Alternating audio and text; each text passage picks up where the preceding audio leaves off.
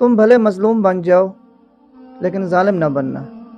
ये तालीमात हैं इस्लाम की। मैं जल्लाद, मैं काजी, मैं जज, मैं कानून, मैं ही सब कुछ हूँ और मैं किसी रब को नहीं मानता।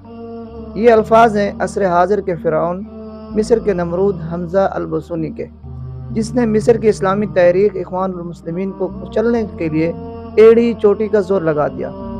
ये मिस्र के इस्लामी तहरीक के रज़ाकारों और कारकुनों की गर्दनों में पट्टा डालकर उन्हें घुमाता था।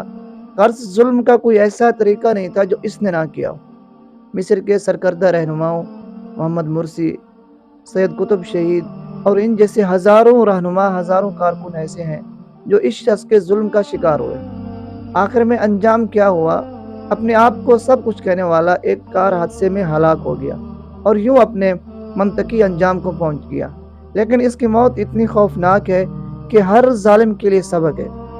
आप तस्वीर में देख सकते हैं, कार के हादसे के दौरान सरियों से भरी हुई गाड़ी इसकी कार के अंदर पेवस्त होगी और इसका सारा जिस्म छलनी छलनी हो गया। इसमें सारे जालिमों के लिए पैगाम है कि जालिम का जुल्म हमेशा नहीं रहता, जालिम का नाम हमेशा नहीं रहता, जालिम का जुल्म मिट जाता है।